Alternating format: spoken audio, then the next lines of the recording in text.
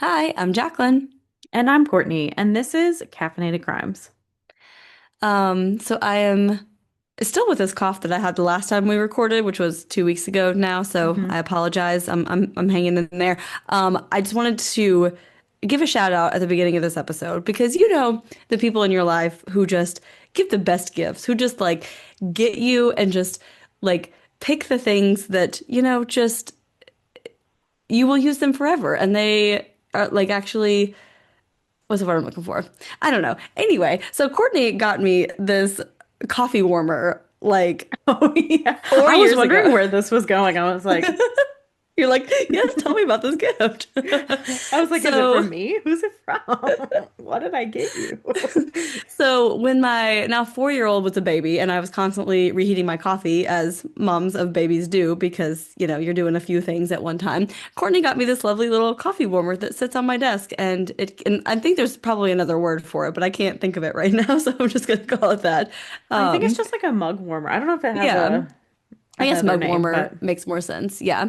But anyway, it's still been on my desk for 4 years, and I'm currently using it at 9 p.m. to keep my tea with honey hot while we record this episode. So just so many uses, just I'm wanted glad to it give a held shout up out. too, because sometimes you worry when you buy something and you're like, is this gonna last? Is it gonna break after a Yeah. year? But Yeah, no, it's been 4 years, and I mean, like during the week use it pretty much every day, and it, is hmm, she's still hanging in there. So good job, Past Courtney. yes, You were smart, brain past tumor and Courtney. all. She was on it. She was on it. That brain tumor in there controlling my brain was like, I got this. And now you're like, I don't know how to function. Yeah, now I'm like, my Took life it is a away and mess. it's not working anymore. Things are having to, Yeah. your My brain's got brain to has rewire. more room to like work, and it's like, I didn't like that. That's Like, why you have anxiety right now, because your brain can just overthink even more than it could yes. before because it has more space to do so. Yes, it can definitely do that. And she's working in full force now. She's She's she's operating at going max hard. capacity. Yes. Yes, yes. Oh man. Oh, poor girl. Yeah, so that's where we're at this week. Also, this episode took me a very, very, very long time to do. So I'm very happy that it's finally come together. I think we'll see how I feel at the end of this two-part recording. But I think I'm happy with how it turned out because there was a lot of information, a lot of very detailed information, a lot of people, a lot of like the book I read was so back and forth that it was kind of hard Hmm. to like take notes to like I had to create kind of my own direction for this story. So I Yeah. think I'm happy with how it turned out. So if you completely disagree, I guess you can tell me, but also maybe just keep that to yourself because I spent a lot of time on this one. Nice comments only, please, because this Yes, was a yes, lot. And then, as we said, this is a two-parter. We are recording both parts tonight. So yes. Jacqueline's cough is coming back in 2 more weeks. Don't worry. Don't worry, it's Maybe in end of April. November it'll be gone. I was like, when does this come out? And then when does the next one come out? Having to look at my calendar because what are dates? I don't know. Yes, yes, same, same. So yeah, so we do have two pretty big updates before we get into today's episode. Of course, I could have looked up when we released this episode, but I did not. It was around, wait, it was 2020, right? Yes, because When we released episode this episode. 32. Yeah. Okay. Oh, you did look it up. Did you? It's in here. Okay, never mind. I did put the episode number. Yep, I see that now. Yes, so episode 32. Wow. So this was a long time ago. Early Um, days. Yes, we did an episode on Krista Pike. So Krista Pike murdered another student, Colleen Slimmer, in 1995, and she has been on death row since then. And so her execution date has currently been set for September 30th, 2026. So that just came out in the last week or so since of this Hmm. recording. So that is her set execution date unless another court order intervenes, which is entirely possible. But if she is executed, she will be the first woman executed in Tennessee since 1819. And she will also be the first person to be executed who was 18 years old at the time of the crime in Tennessee since the death penalty was reinstated in 1972. So a lot of Kind of happenings crazy. with this Yeah. case. Because I feel like Yeah. Tennessee, for a while, kind of had it on like pause a bit, Yeah. and they've kind of recently started. But it sounds like most of her appeals that she has to go through have like gone through. So unless they find Yeah. another like loophole, it might get pushed back, but it's like it Hmm. might be set, which is I can't like she murdered someone, so not feeling sorry for her, but I could not Yeah. imagine being like, oh, by the way, in a year, that's Yeah. it. Like I Like can't knowing imagine that that day. mindset. Yeah. Yeah. Yeah. And to Daryl Ship, who was her boyfriend, who can't remember if he played an equal role. I think he, or was he So like an I accessory? more accessory, but I think he got charged. Like I think they thought Krista Pike was like the like ringleader of it Yeah, all, but he that's right. definitely That's like right. played a part. Like he was definitely Yeah. there. I'm pretty sure like helped cover up the body, Yeah. like all that. Yes. So to Daryl Ship, so he is also up for parole, but it seems like that's kind of not going to happen. The parole board has kind of started voting and it's not looking good for him at this time. So Yeah. So we'll see where that goes. We'll give an update if, he does end up getting parole, but it looks like it might be just getting pushed back another 5 years. And we're yeah. having just a lot of episodes that have updates lately because last week we had an update. Now we have two updates on Yeah. cases. That is pretty So, wild. I guess that's what yeah, happens when you have this many episodes is like it's eventually you're gonna start start having getting updates on updates. them. Yeah. Yeah, and I actually found out about this update from My Favorite Murder because they just covered this case and Oh, then okay. talked about this and I went, "Wait," which Oh, the wow. update only happened last month. So it's not like Hmm. super old, but I was like, "Whoa, that's crazy." Yeah. Um, so in episode 203, we talked about the lost women along Highway 20 and that a lot were connected to serial killer John Ackroyd. So we mentioned towards the end of that episode that there were two Jane Doe remains who had been identified, like who had not been identified, sorry, Snow Creek Doe and Swamp Mountain Doe, and that's mostly just where they were found, kind of how they got those names. Well, in September 2025, Swamp Mountain Doe was identified due to genetic genealogy. So she is Marion Vanetta Nagel McWhorter. So she was 21 when she went missing, and she'd called her family from a payphone in Trigard in October 1974, and then her family never heard from her again. So they did think it was possible that these two Jane Does were connected to John Ackroyd as well. It does appear that Ackroyd was stationed in Germany at this time, but there are no records of his request for leave or times taken off. So while he was stationed there, he could have been on leave for any reason and been in this area since that's kind of where he grew up, where his family was from, all of that. So we don't necessarily have evidence linking Marion to Ackroyd, but it's also not impossible since even though he was stationed there, people can go on leave for various reasons. And then we just really hope Snow Creek Doe gets her name back soon as well. So hopefully this is a good start in getting her name back since we finally have a name for Swamp Mountain Doe, and that's Marion McWhorter. Yeah, it's very like I don't know the right word, not uplifting, but just that we're finally getting identifications on some of these Hmm. women who have been unidentified for so long. You know, it's just like a very positive aspect of like so much interest in cases like this, you know? And that her family knows now kind of like Yeah. where she like at that point she's just a missing person, you never know. And again, Hmm. it's never closure, but you're like at least I know and at least she got her name back, so now we don't have to call her Swamp Mountain Doe, we can call her by her Yeah. name, you know? Yeah. Absolutely. And speaking of things that have been unknown for so long, please let me know if you guys knew of this case because I had no idea. And this whole thing is just fascinating to me. I actually first heard about this on This Podcast Will Kill You. They were talking about something that this came up, and I was like, wow, what a fascinating story. And so I just dove right in, and that was like 6 months ago. No, it was, it was probably like 2 months ago, but here we are, It's been finally. 84 years. Yes. I can still smell the fresh paint. So I'm excited to finally tell this story. So, The sources for this episode, which again will be a two-parter, so if you want part two right now, please go to patreon.com/caffeinated crimes, and both parts will be available, or we will see you in 2 weeks for the conclusion of this story. Our sources for this episode primarily was the book called Who Killed Jane Stanford? A Gilded Age Tale of Murder, Deceit, Spirits, and the Birth of a University by Richard White.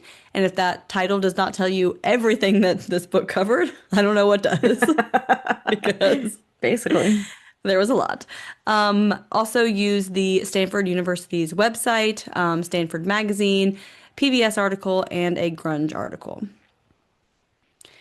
Leland and Jane Stanford opened Stanford University in 1891 to honor their deceased son, who died of typhoid fever in 1884. Stanford remains a prestigious university today with 7 schools, 15 interdisciplinary institutes, and 17,000 enrolled students. But very few know the dark history of Stanford University, including the poisoning and murder of widow Jane Stanford in 1905. Is Stanford Ivy League? Is that correct? Or is it regular? I think so. Hold that thought, please.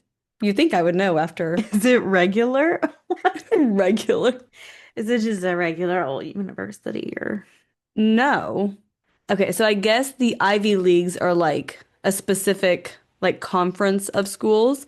So Stanford is not in like that conference. Gotcha. However, it's like academically similar to Ivy League schools and is like often called like the Ivy League of the West, even though it's technically not. Okay. That makes So, sense. yeah. Because I knew it was like a prestigious school, but Yeah. I was like, is it technically Ivy Yes. League? So Technically, no. So good question. We're learning new things already. look at that. Did you think you were ever going to learn more No, from I this did not. episode? And here I am, one sentence in, 3 sentences in. So Jane Stanford was born Jane Lathrop in 1828 in New York, and in 1850 she married Leland Stanford. So Leland had been a failed attorney in New York, but he soon followed his brothers to California and joined them in the grocery business. He also ran a saloon while serving as a justice of the peace, and Jane joined Leland in California 3 years later. When his brothers moved on to other opportunities, Leland took over the grocery business. He eventually prospered as a merchant and railroad magnate during the gold rush, and despite opposing immigration, Leland hired Chinese laborers to build the Central Pacific Line of the Transcontinental Railroad. They worked in poor conditions without proper tools and made Stanford a fortune. I know You we are know, shocked. things never change, you know? Like, No, you want to no. put a tariff on China and then your MAGA hats say made in China? Mm-hmm. Yep, exactly. Speaking of, Leland wanted California ran by free white men and aligned with the new Republican Party. In 1861, he ran for governor and won, and Jane Stanford became the 8th First Lady of California. So Leland appointed his business partner, E.B. Crocker, to the California Supreme Court. And this conflict of interest lost him some political supporters because they're like, that's kind of sketchy. I don't like that you did that. Yeah. Um, Is this Crocker of the Crocker Butters? I don't know that either. Okay, sorry. You know what? Forget I know it. nothing. I quit. I didn't in this See, episode. the brain tumor left and now there's more room for thoughts. That's the problem. While you keep reading, I will look it up and then Okay, I'll report back at great. an appropriate pause. Sounds great. So, in addition to some, sketchy appointing friends situation, Leland also funneled state funds to his railroad. So, these not great political decisions led to Leland only serving one term as governor. He then devoted his time to the railroad project. In 1868, Leland signed a $1 million draft without consulting his business partners, and this decision made the company captive to the Bank of California. Leland was in partnership with a few other men named Collis Huntington, Mark Hopkins, and Charles Crocker, and they were known as the Big Four. So that may be your Crocker if you're at a point to report back on Mr. Crocker. It does not look like it, Okay, actually. okay, So, all right. yeah. So the Big Four had several other unethical business decisions and practices, as rich white men tend to do. Hmm. So Leland Stanford Jr. was born at his family's mansion in Sacramento on May 14th, 1868. He enjoyed traveling, painting, and building. And in 1884, the three Stanfords went on a trip to Europe. So Leland Jr. contracted typhoid fever on this trip and died in Florence, Italy, just before his 16th birthday. So the Stanfords were middle-aged by this point, and Leland Jr. was their only child, so they were obviously devastated by their son's death. The Stanfords traveled to Paris with Leland Jr.'s body and then to New York, where a memorial service was held for Leland Jr. So Bertha Burner, who will be mentioned many, many times in the next two episodes, started working for the Stanfords in December of 1884 as Jane's private secretary after Leland Jr.'s death. So according to Burner's memoir, which has a lot of proven lies in it, Jane Stanford singled her out at Leland Jr.'s memorial service and invited her to work for the family. So many believe that this story is unlikely, but according to her, that's how they came to be in this, employer relationship. So Bertha had immigrated to the United States from Germany with her brother and mother, and Bertha and her family moved to California with the Stanfords. So Leland Stanford Sr. was moved to open a university to honor his son. On their trip to California, bringing Leland Jr.'s body home, they visited Cornell, Harvard, MIT, and Yale. So it is interesting that the Stanfords would choose a university to honor their son's death because they were not intellectuals. Leland Sr. was not educated and knew very little about formal education, and Jane thought classic education was useless. But they decided their university would be open to both men and women, the poor and the rich, and would prepare students for life. This changes later, but this is supposedly what they were aiming for in the I was beginning. about to say this is kind of surprising because they seem very elitist, very Mm-hmm. like not like they would want women going to a school in like the Yep. 1800s because Yeah, just wait. This it comes yeah. back around. But this is what they said in the beginning. They This said, is what the rewritten history said it started yes. as. Right, exactly. This is how they got This is funding. the No. whitewashed version. Yeah, exactly. So they said they wanted a university known for its research and invention and hoped to better humanity. So Leland Stanford Jr. University opened its doors on October 1st, 1891, which that is still its full legal name, which I also did not know. I I just didn't thought know it that was either. Stanford. But Yeah, yeah, same. it is Leland Stanford Jr. University. And some of the Stanford's critics just thought the university was a giant exercise in money laundering. So Also, very real, very big possibility. yes, yes. So, according to Bertha Burner, prior to opening the university, Jane Stanford had little to keep her occupied. She played billiards, she doted on her son, she traveled to European spas. Apparently, she could only walk short distances, wasn't in the best of health. But Bertha said after opening the university, Jane became disciplined. Like this gave her purpose again. And after they returned to California, the Stanfords left Leland Jr.'s room exactly as it was before his death. And in 1893, curators took all of his belongings to the museum attached to the university.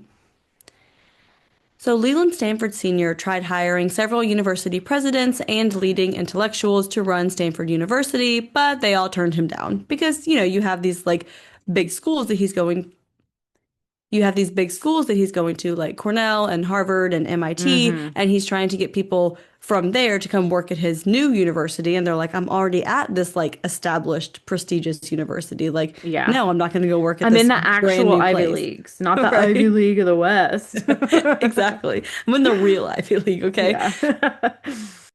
But one university president recommended David Starr Jordan for the job. So Jane was very spiritual, and she believed that she could talk to her dead son.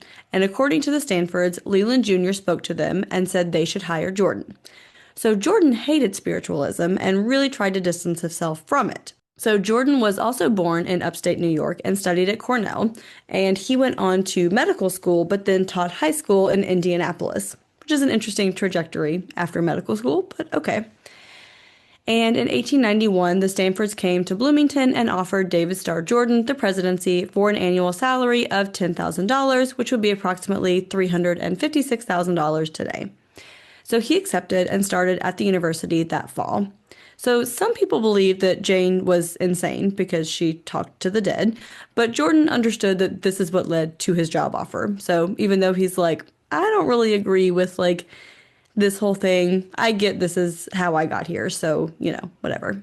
Yeah, I will not comment because this is a big paycheck. I'm assuming that's a Yes, lot more than he made as a high school teacher in Indiana. exactly. Exactly.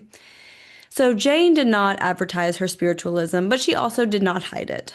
She did attend a non-denominational memorial church and listen to the voices of other spiritualists. So Leland Stanford Sr. died on June 21st, 1893 of heart failure and left the university $2.5 million in cash. He left $7 million to his relatives, and the rest of his money went to Jane. But she did run into some financial trouble because of Leland Sr.'s previous business dealings, and the California government had to reclaim some of this money. So, a lot of things that he was doing in his railroad Yeah. and everything business that they were like, this is, no, we need some of that back. She's like, thanks, dude. Yeah. Now I'm struggling. Yes, exactly. So Jane had to cut salaries of the university staff, sell some personal belongings, and take out a loan to keep the university going. So the university did struggle for several years in the 1890s, but Jane worked hard with her advisors to keep the university going. So, despite these financial troubles, the Stanfords had mansions both in Sacramento and San Francisco, as well as their residence in Palo Alto on the Stanford University grounds. Jane continued to garner attention because of her spiritualism. She told the San Francisco Examiner that she's never alone because her husband and son are always with her. She said that they never came at the same time, but they would visit her separately and stay for around 2 weeks. And she said it made her very happy. So she did deny being a spiritualist, but she also said that her husband and son were her two spiritual advisors and she was being prepared for the end. So, kind of some conflicting thoughts, statements around. I feel like also because, I mean, even these days, women are called all kinds of things, but I feel like back Yes, then, being like, yeah, I'm talking to my dead son and my dead husband, people would be like, oh, one, I don't know, they might still call her a witch at this point, but also right. they might be like, she needs to go into a padded room ASAP. Uh-huh. Yes, yes. And that will come up later.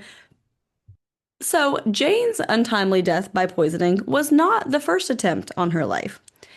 So on January 14th, 1905, someone attempted to murder Jane in her Nob Hill, San Francisco mansion. So at this point, she was 76 years old and the wealthiest woman in San Francisco. So Jane usually traveled for most of the year or stayed at her Palo Alto estate, but this winter she was staying in San Francisco and preparing to travel to Europe that spring. So the Stanford San Francisco mansion was 41,000 square feet with 50 rooms and 19 bedrooms spanning 4 floors. So just, slightly large, a little bit. Just a little bit. It had been designed for public events. So at this point, Leland Stanford Jr. had been dead for 21 years and Leland Sr. had been dead for 12 years. So Jane did become close with her house employees after the deaths of her son and husband. And as we previously mentioned, Bertha Burner was Jane's personal secretary and also her companion. So Bertha's bedroom was on the third floor of the San Francisco mansion above Jane's room. She was unmarried and 39 years old with gray eyes and brown hair. When Jane was in Palo Alto, Bertha stayed with her mother and brother instead of with Jane. So that winter, there were 7 house employees staying with Jane. And everything in like the book and everything else called them servants. So I'm using the house employees instead. So I just want to make that Hmm. clarification. Um,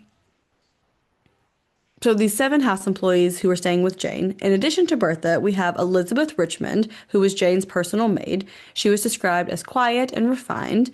Jane also had a temporary butler named William McQuinney and a housemaid named Nora Hopkins. So Ah Wing was the general factotum of the house, and his nephew Ah Young was the boy courier. And Joe Yang was Jane's cook, and Ah Lee was the assistant cook. So those are all the people who are employed by Jane in her San Francisco mansion at this time. And Jane drank Poland spring water every night before bed. It was a mineral water produced in Maine and believed to cure diseases like indigestion and, quote, peculiar diseases of women and to clear the mind of distorted fancies, cleanse the body of evil humors, and transform the soul, unquote. And who knew water in Maine was so powerful? Such amazing water. I would drink that water every night too if it did all that. I think you can still buy it in the stores. It is, yeah, So, it is still, I guess I'm gonna go get some. guess I'm gonna start buying it. Which, whoever the marketing team for Poland Spring Water did their job, let me tell you. Right? They were like, we got this. We are on We it. got you. Buy our water. So when Jane went to bed on January 14th, 1905, one of her house employees uncorked the bottle and left it open by her bed. The water was so bitter, Jane immediately vomited and called out to Elizabeth Richmond to help her. So Jane later reported that Elizabeth entered her room to assist her and then left the room and didn't return for a while. Elizabeth countered that she left to get salt for some warm water and that in Jane's panic, she thought she was gone much longer than she actually was, which I could kind of see happening because sometimes in a crisis, time isn't real. Yeah, for So sure. feels like forever when it's not that long. But also you're in this huge mansion, so maybe it just took her a while to get that warm water. Right? I mean, it took, 45 minutes to walk down the stairs to Yeah. the other side of this 41,000 square foot house. Yeah. So Bertha Burner also entered Jane's room when she called for help. Elizabeth brought Jane some warm milk, and after a bit, she said she felt weak, but no longer felt ill. So Bertha supposedly left the room after Elizabeth brought the warm milk. Both reported that Jane was fine the next morning. So Elizabeth took the bottle of Poland spring water to Wakely's pharmacy to be analyzed, and when the test results came back, it revealed that Jane had been poisoned with strychnine. So, Elizabeth and Bertha both gave conflicting stories about the events leading up to this first poisoning. So, Elizabeth Richmond reported that she saw a bottle of spring water between 10 and 11 that morning, and some water had already been poured from it.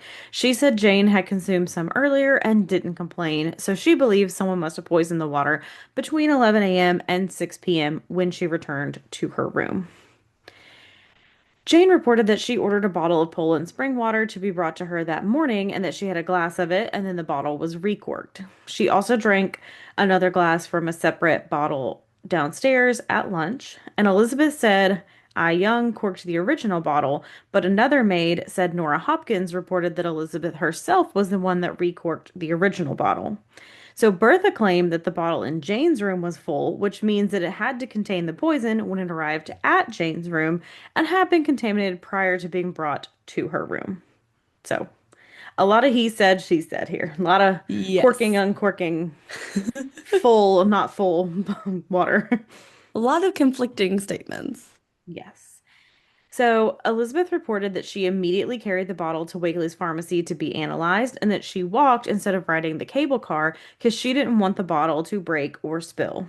The pharmacist clerk remembered Elizabeth coming in and told her that because of the bitter taste, it may contain quinine, which was Jane's initial suspicion. And Bertha stayed with Jane, who continued drinking warm water and trying to make herself throw up. So, in her memoir, Bertha wrote that Elizabeth didn't take the bottle to the pharmacy until the next morning. She also remembered that Jane had a head cold that night and didn't sleep well because she was congested. So, Elizabeth's version of events contradicts this, as she does not remember a head cold, just that Jane had a sore throat, which would make sense if she repeatedly made herself vomit, because that is a lot of stomach acid coming out through your throat. Bertha also wrote she didn't believe anyone could have accessed Jane's room from the outside, but that she wouldn't have noticed if someone had. So she's like, it's not possible, but I wouldn't notice if it happened. Which, Yeah. okay, Yeah. that doesn't really say anything. Later, she said Jane had met with her attorney that morning and then held a meeting for the board of trustees for the university that afternoon. However, this couldn't be possible because the attorney Bertha mentions by name was no longer practicing law in 1905. His brother was practicing law and representing Jane at the time, so it is possible Bertha had confused him for his brother. There was also no records of a full trustee meeting that day, but records do show that Jane met with one of the trustees and another person that afternoon, so it's possible other individuals in the house that day could have poisoned her.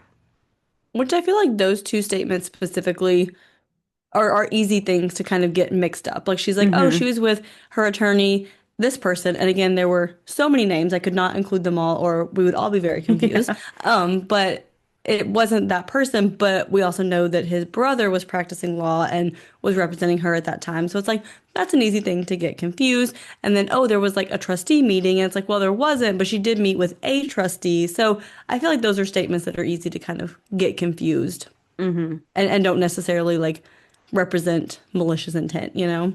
Yeah, they're easily explained Yeah. misrememberings or like, Yes. you know. Hmm. So Jane and Bertha were supposed to go to Palo Alto that evening, but Bertha later said that the trip was delayed because of Jane's cold. Elizabeth doesn't remember a cold delaying the trip. Jane wanted to attend church services in Palo Alto, so Bertha suggested they either take the 6:10 or 7 a.m. train that morning instead of leaving the evening before. If Jane had gone to Palo Alto that evening, as planned, she wouldn't have had the opportunity to drink the poisoned water. So David Starr Jordan, who again, in case you forgot, because again, a lot of names, is the president of Stanford University, ran into Jane and Bertha at the train station the next morning, and Jane told him about her symptoms of being poisoned, but he said she did not seem like overly upset about it. So it was kind of like, can you believe this happened? Yeah. I had to puke all night. The Like, craziest thing happened to me, but it is what it is. I'm going to church now. especially since she's kind of described as being at this point kind of like quirky and Yeah. spiritual. And like this is also kind of the woman like paying your salary All right. basically. So you're like, yeah, Oh, Jane, okay. I can't believe. Oh, I'd love to see that interaction. That would have been funny. But I know, right? he also said her symptoms sounded like strychnine poisoning. And a month later, after the results came back and confirmed that the bottle had been poisoned with strychnine, Jordan denied having said this. In a 1921 letter written by Jordan, he said that Jane had told him of the poisoning in February, few weeks after the train incident, and that she said she was planning on going away for a long time. So Wakely's pharmacy could not perform the analysis that was requested, so they sent the bottle to another company for analysis. And Jane and Bertha left for Palo Alto the morning after the poisoning and stayed until Wednesday or Thursday. So Jane returned to host a dinner at her house on Friday the 20th, and her friends from Sacramento attended, and the theme was gold and the gold rush. So Jane's brother and niece were in attendance. Guests later reported that Jane had a slight cold, but was bright and cheerful. And on Tuesday, following the poisoning, the druggist said the results from the bottle were ready, but he didn't put them in the mail until the following Saturday, the 21st. So they arrived later that day, and Jane asked Bertha to read them. So the bottle contained three-fourths a grain of strychnine, and half a grain was usually fatal. So a lot of strychnine in this bottle. But it was also not pure strychnine, but was rat poisoning that contained strychnine. So Jane questioned why someone would want to hurt her and then told her staff that no one was to say anything about this to anyone because it's like, we don't want people knowing that somebody tried to kill me and was in my house with my mineral water. Yes. So Elizabeth suggested an investigation, and Jane said she'd already decided to call the Pinkerton Detective Agency. So Jane's brother, Charles Lathrop, did not contact the Pinkerton agency or the local police, but instead alerted Jane's attorney and contacted the Morse Detective Agency. He didn't go to the police because they wanted to avoid a scandal and didn't want the poisoning reported in the newspaper. Jane saw her doctor the following week for her cold, but she didn't mention the poisoning until her third visit with him. So I guess it really wasn't something super significant to her because it's like, Yeah. she doesn't seem upset when she's mentioning it. She doesn't tell her doctor for She just three. so casually brings it up and then doesn't tell her doctor and yeah, which I have thoughts about, but we'll get to that at the end of next episode. Yeah. It also sometimes feels like, when you call like a grandparent or something, they're like, Oh my "Yeah, gosh. well, I Yes. fell and I broke my hip and I was in the and you're like, "What?" Right. You're You're like, just casual What and do then you they're like, mean? "Well, did Yeah. you know that so and so died?" And they It have a does feel casual exactly like way. that. Yes. You go to Yes. the you go to the doctor and you're like, I forgot to tell you. Someone tried to poison me. I didn't mention, I had that cough and that cold last week, and so that really took priority. But also, by the way, By the way, small thing. that's a really good analogy. Yes. Yeah. So there are many theories about who poisoned Jane, and many believe one of her house staff was responsible. So on January 26th, Elizabeth Richmond was terminated from Jane's employment. A detective's clerk told her to go retrieve her possessions in Palo Alto, and they spied on her for 2 weeks while she got a room at a San Francisco boarding house. And on February 5th, Elizabeth went to San Mateo to visit friends, including a man previously employed as Jane's butler. And when she returned, the detective told her she was no longer under suspicion and asked if she had any theories about the case. So they're like, "We spied on you. We don't think you did it. What's your theory?" Can you help us out? Yeah. So Elizabeth reported that she gave Jane notice that she was planning to quit, but later changed her mind. And Jane said that Elizabeth was prone to rages, but Elizabeth denied this and said Jane must be out of her mind if she said that. So Elizabeth did say she and Jane fought on January 17th, which was the Tuesday after the poisoning, and Elizabeth didn't sew a hook for eyeglasses that fell off Jane's dress quickly enough and told her to call for her replacement, May Hunt. So it's like this fight over not doing something quick enough. Hmm. Um, and after Jane sent her away, Bertha told Elizabeth that Jane had called for her again, and Elizabeth said she couldn't be in two places at once and told Jane she wished to leave as of February 1st. And the report of the poisoned water had not yet arrived at this time. So Elizabeth later said if she had the results of the poisoned water at the time, that she would not have said anything to Jane about quitting. Yes. However, Bertha and Jordan had both reported that Jane and Bertha traveled to Palo Alto Sunday through either Wednesday or Thursday, so it couldn't be possible for this incident to have happened on Tuesday the 17th because Elizabeth was not with Jane on Tuesday the 17th. But it is possible that this situation happened at some point and she got her days confused because, like we said at the beginning of this episode, we don't even know what day it is. So, and we Yeah. have a watch and a phone and a million other devices that A tell us the calendar day. right above me. Yeah. Um, I also feel like too, like your days probably all just like mushed together, but Yeah. also I could see it happening before the poisoning, and you'd be like, no, no, no, it was after the poisoning because you're like, I'm not Yeah. trying to be suspicious. Exactly. Yeah. But Elizabeth did change her story several times about why she decided to leave and when. So Jane's ex-butler encouraged Elizabeth to talk to the press, and when she did, the story of the attempted poisoning of Jane Stanford ran everywhere. So it also seems that Jane's relationship with Bertha Burner was contentious. So they fought at times, and it was reported that Jane sometimes sent her away, but it also appears that may have been based on like scheduling issues and not necessarily personal conflicts. But again, there's a lot of he said, she said in this story, so who Hmm. knows what the case was? Probably a little mixture of both. So sometimes Bertha traveled with Jane, but other times she did not. She did travel with Jane more often after Leland Sr.'s death, but Bertha did still try to maintain some of her independence by staying with her mom and using her address, although she lived with Jane most of the time. The Stanfords also helped out Bertha's brother, August Bremerton, so Leland got him a job, and then later Jane included him in her trust. So their families are kind of close at this point. So on February 21st, detectives told the San Francisco Call newspaper that there had been no poisoning and they only devoted a day to this case. So they reported that Jane had only reached out to them to make sure the rest of her Poland Spring water was pure and that she just had indigestion. So we got to make sure that Poland Spring water is good to go. It's curing all the ailments. We got to make sure the Yes. rest of it is okay. Yeah. Minus the rat poisoning, it's doing Yes. its job, you know? Yes. So another detective told the Chronicle that there had been a 2-week investigation and that they determined there was no attempt to poison Mrs. Stanford because her house staff had staged the event to discredit Bertha Burner. So again, from the very beginning, we have a lot of conflicting stories from everyone. So detectives could not find any strychnine in Jane's mansion, nor rat poisoning or evidence of rats on the Stanford estate in Palo Alto. So they investigated anyone who purchased strychnine nearby, but they all had legitimate reasons to purchase it.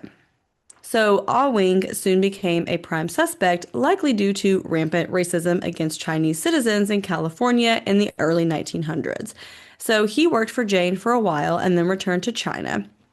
And then when Ah Wing wanted to come back to the United States, he reached out to Jane because he wasn't sure if U.S. immigration policies would now allow him to return. So Ah Wing made a deal with Mrs. Stanford that if she employed him again, he would work for her until her death. So Albert Beverly was another man who worked for Jane Stanford on and off. She referred to him as her manservant, which I mean, I kind of love, but Yeah. This is my boy toy, right. basically. Yes. So Beverly immigrated to the United States in 1883 when he was 20 years old. So he did become an American citizen and married his wife in 1885, and his wife had immigrated to the United States from England. So Jane went on a trip to Hawaii and Japan during April and May of 1902. So Bertha Burner, Elizabeth Richmond, and Albert Beverly accompanied her on this trip. So Bertha and Albert became very close during this trip. Elizabeth Richmond later said they became unduly familiar. So scandalous. And in addition to their supposed affair, Albert and Bertha became business partners while scamming Jane Stanford. So Albert had contacts in England who would charge Jane more for goods than what they were actually worth. And Albert acquired the goods, and Bertha approved these inflated bills, and the two split the profits they were skimming off the top. So So they Jane, were technically money laundering from Jane Stanford, who probably opened the university to money launder. So hmm it's getting double laundered. I, It's like a dry cleaning you money know, scheme. I can't hate the game, you know? I mean, it's like she's got enough money. Let's just get a little bit. She won't notice. It's fine. So Jane did threaten to send Albert and Bertha home at one point, likely because of the affair. So it doesn't appear that she knew about like the money scheme, but she probably knew they were having an affair and threatened to send them home at one point, but they did both remain employed during the entire trip. So she never did actually send them home. Albert Beverly did leave Jane's service soon after returning home from that trip, but it does seem to be an amicable separation. So, in addition to Jane's house staff who may have had motive to harm her, Jane also had complicated relationships with employees of her university. So, Jane's vision for Stanford University differed from that of the university president, David Starr Jordan, and this did lead to some contention between the two and others who were employed by the university. So at the time of her poisoning, Jane had been planning on forcing Jordan out of his position. So he used his presidency as a platform to preach pacifism, anti-imperialism, conservation, and eugenics. So he also supported co-education, but Jane opposed it. So now we're coming back to our thoughts about this university. Yeah. So Jane thought that if women were to be admitted, they should be closely monitored. You gotta keep an eye on those women in the university. You gotta watch out for women thinking, you Yep, know? It's yep, yep. dangerous. Cannot have too much of that. So she also did not want a large research university and instead wanted to limit enrollment to wealthier students because they were her priority. So completely flipped it and reversed it Yes. on what, because it was rich and poor, men and women, all that. And Uh-huh. now it's like men, wealthy, That's it. eugenics. I don't know. Yes. Well, that was more Jordan, but still. It's all tied in together. So Jane did have meetings in place to get others in agreement to fire him, but those meetings were derailed because of the attempted poisoning. The two did remain outwardly cordial, and on February 5th, Jane sent Jordan a letter thanking her dear friend for checking on her health. So we got some weird vibes going on between these two. So now we have George Carruthers. So he was like a surrogate son to Jane Stanford. So he was an undergraduate student at Stanford University and then later Jane's legal advisor and university trustee. So Jane told Carruthers that he reminded her of her dead son. Supposedly, she had stalked him across campus before they officially met. They did work together closely, and he assisted her with matters related to her trust and her financial health. Carruthers also worked on passing legislation to make universities tax exempt in California, so trying to assist Jane financially. So Jane was well known for changing her wills very often. So she would change who the recipients were, the amounts they would get. Like today it's going this amount here to this person, tomorrow it's this amount here to that person. And it was difficult to keep up with which version of her will was the most recent. She did have one will where she left everything to one specific trustee, which would have been devastating for the university if she had died while that was still active. And many questioned Jane's sanity and thought her frequent updating of her will was evidence that she did not have the mental capacity to manage her own affairs. And as we said before, she was known to talk to her dead husband and son, and many people questioned her sanity because of that as well. On June 27th, 1903, Jane Stanford, George Carruthers, and Bertha Burner went to court over a challenge to the validity of university trusts and Jane's competence. So the judge did rule them valid and ruled Jane competent. Jane had also destroyed some of Leland Sr.'s papers at one point, and it's believed that maybe there was some fraud with the railroad and their finances that she was trying to cover up. So, Edward A. Ross was a young professor of economics at Stanford University. He was known for speaking out against the railroads, which again is where the Stanfords made the majority of their money. He also spoke for socialism, and Jane was against socialism and didn't believe that anyone who worked for the university should speak on partisan topics. So she wanted Jordan to fire Ross for this, but there were no such guidelines written in the Stanford grant, so it made his termination tricky. But then in 1900, Ross made some anti-Asian remarks during a meeting of the United Labor Organization when he called for the expulsion of Japanese immigrants from the United States.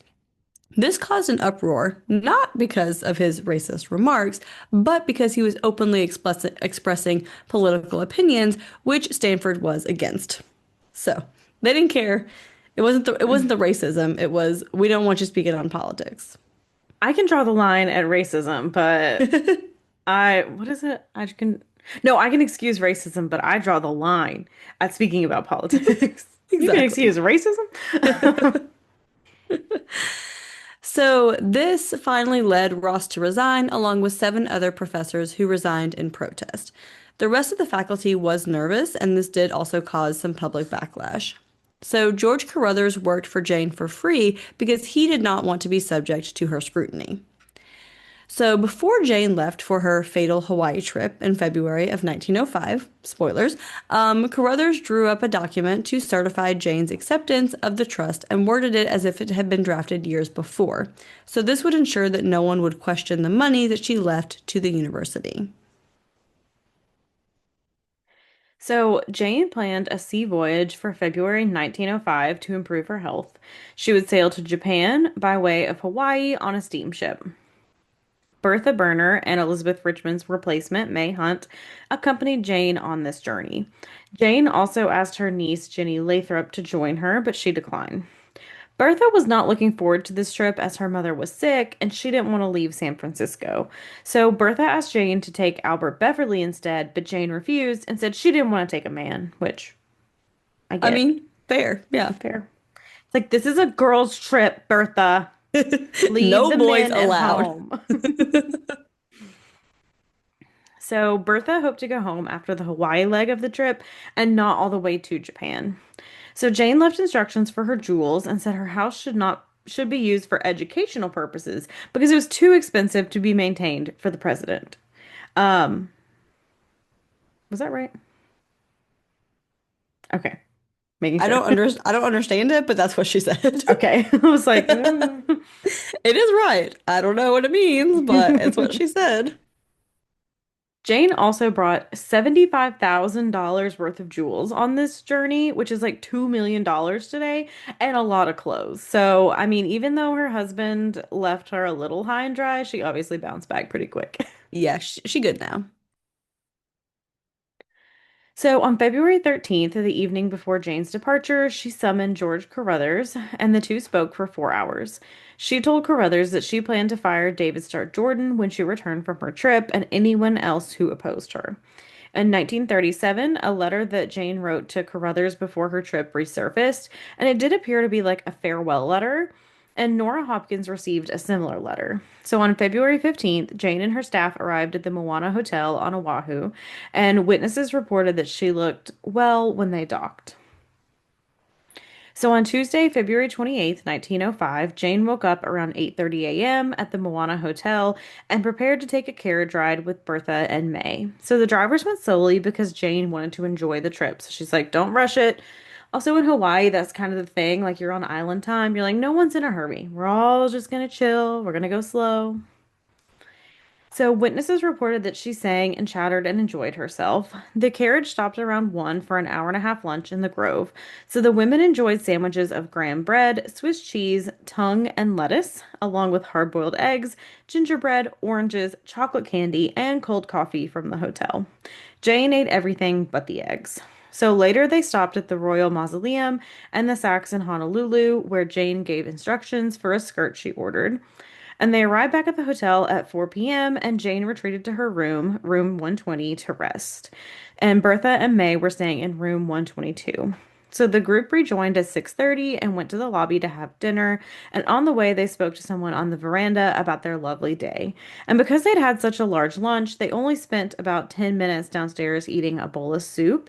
And then Jane returned to the veranda until 8:15 p.m.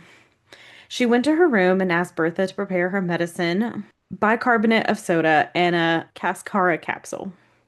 So Bertha Also, took, if you want to start your drinking game now for the number of times that we say bicarbonate of soda, you just go right ahead. yeah. And if you also want to start a drinking game of how many times I also get it wrong, just kidding. I think I got it now, but it's gonna be a lot. Yeah. Um, so Bertha took out half a teaspoon of the soda and left it beside the cascara capsule. Jane wanted to drink some water and give it time to get out of her stomach before taking the medicine. So she asked Bertha to leave it and she'd take it later. Bicarbonate of soda can be used to relieve heartburn or indigestion, and cascara sagrada capsules were a common laxative at the time, so it actually contained a small amount of strychnine mixed with cascara because it was believed to hasten the effects of the laxative, which kind of crazy how much stuff had strychnine in it. Right. Just a little bit. It's fine. Don't take these things together because you might Right. kill yourself. Yeah. So they have been prescribed to Bertha, who'd taken them for years, and she also took one later that night too. So Jane also urged Bertha to take the bicarbonate of soda, but she didn't. And May and Bertha left Jane's room around 9 p.m. Jane then called May back to her room because she needed help locking the door. So Bertha fell asleep and then woke to Jane calling her and May to help her. They found her clutching the door frame of her bedroom. She was conscious and articulate. She said she was so sick and had been wakened by a spasm and thrown from her bed. Adam Yonish? Okay.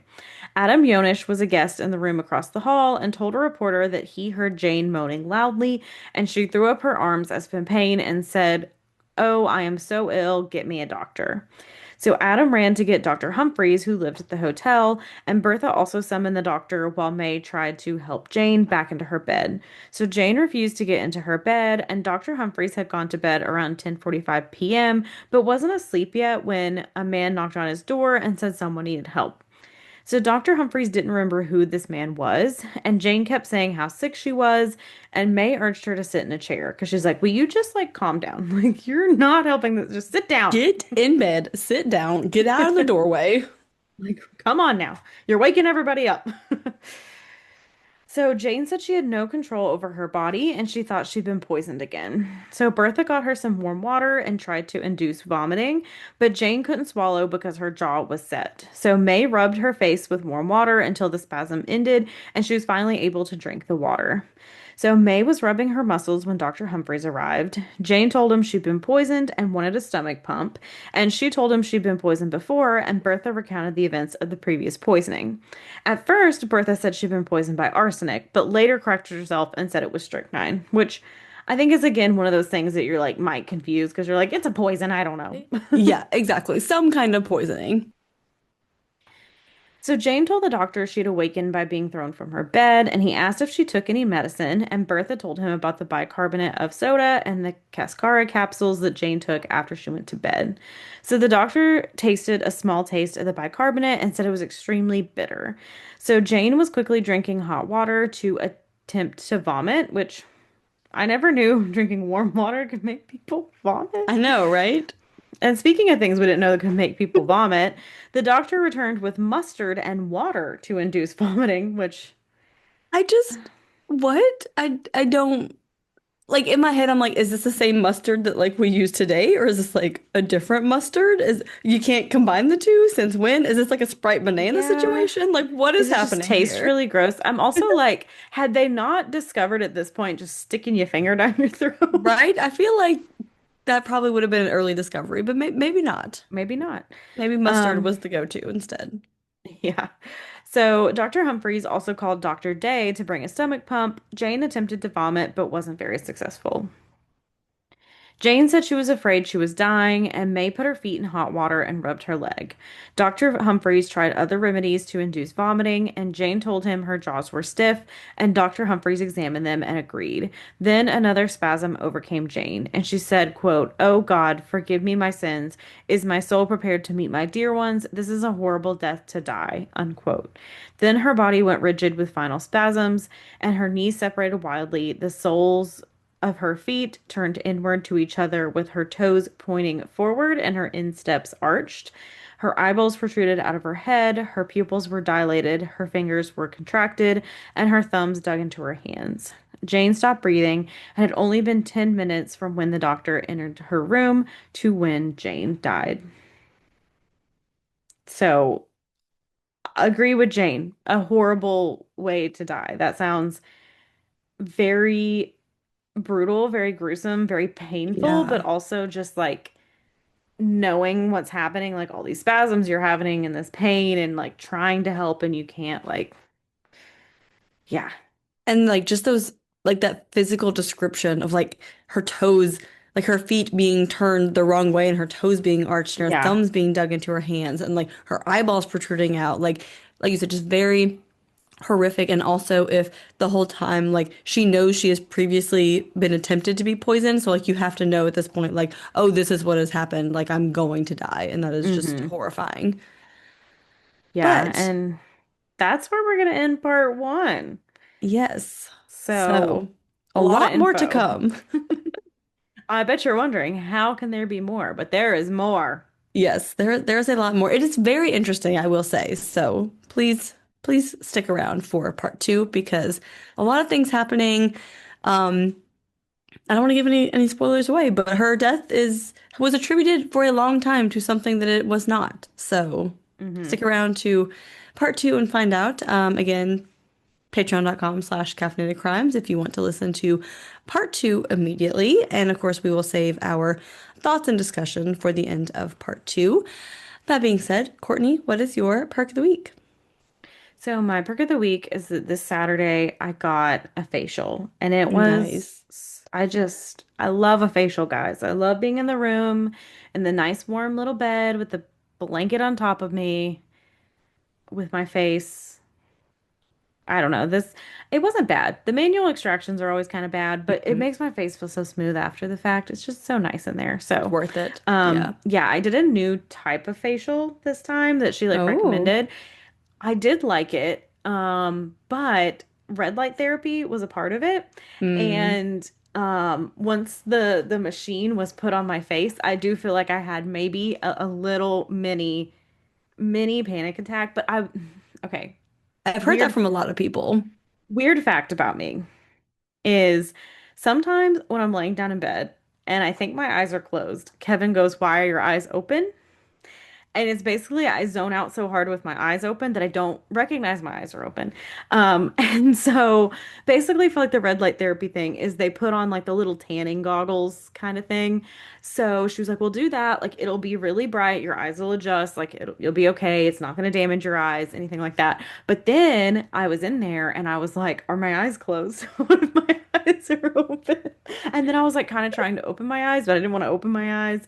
And then they did like a hand massage while that was happening, but then there were a few minutes left and she was like, "All right, I'm gonna step out and then I'll come Mm. back." And I was like, "Final destination, my face is gonna fry off." Like, don't leave Yeah, so overall it wasn't that bad, but in my head I was kept being like, "Are my eyes open?" me. So Oh yeah. gosh. But it was Well, that aside, that sounds like a good time. yeah. And then, red light therapy is supposed to be good for you, so hopefully Yeah. it helps. But yeah, so that's my perk of the week is I love nothing more than a good facial, and I love the Hmm. girl who does my facials, so Very can't nice. can't wait to go back. But yeah, that is my perk of the week. Jacqueline, what is your perk of the week? So my perk of the week is that we just got back from vacation. So we spent a week in Treasure Island, Florida, and it was amazing. My kids just like had the best time, just like thoroughly able to like enjoy what they're doing, especially my oldest one, and just like getting excited about everything and just like the like joy on her face, like anything new that we got to Hmm. do. And like she was just like so excited. We got to go on a pirate ship. She got to steer the pirate ship. It was really cool. It was a lot. It was very cheesy, but it was a lot of fun. They Hmm. had like they did like a story time, and then like they had one of the dads dressed up as Peg Leg Pete who like comes out Oh and they all my like shoot him with water guns. There gosh. was like a treasure hunt, and they got to like exchange their coin for like a gold necklace. And they like painted their faces. It was a lot of fun. And they like actually like take you out on the ship, out in the water like the whole time they're doing everything. She got to play putt-putt for the first time, so she insists on holding it the wrong way, which no matter how many times I tried to get her to turn it around, she insisted it Nope. go the other way. So I'm like, all right, do your thing. It's great, it's Yep. fine. Um, yeah, and then my baby just loved playing in and eating the sand. So everyone was just happy and content and had a great time. And it was just a really nice, relaxing and fun week. And now trying to get back into work and life and Sucks. Yeah. responsibilities. And I'm like, I just want to be back on the beach every day. But yeah, Yeah. No, I get that. but it was a good time. I get that. Yeah. Vacation's always nice. And then I feel like every Mhm. time a vacation ends, you're like, when am I going on vacation again? Right. Like I need the countdown to the next one. So yeah, let us know what you're doing for self-care, your thoughts on red light therapy. How's it going? Did you do it and like kind of freak out and scared that your eyes were secretly open and that your eyes were going to burn off and you were going to be blind for the rest of your life? See, that brain Let us tumor's out, know. more room Thoughts for thoughts are just thoughts. going. They're going all over the place. Yeah. Again, leave us, comments and ratings. And again, only positive things on this episode, please, because my heart could not take it if you tell me it was horrible. Um, we are on all the places, on all the things. Again, comments, reviews, stars, get us out there, share us. Yeah. We'd Uh, appreciate all of that. And again, if you want part two immediately, patreon.com/caffeinated crimes. There's a bunch of perks.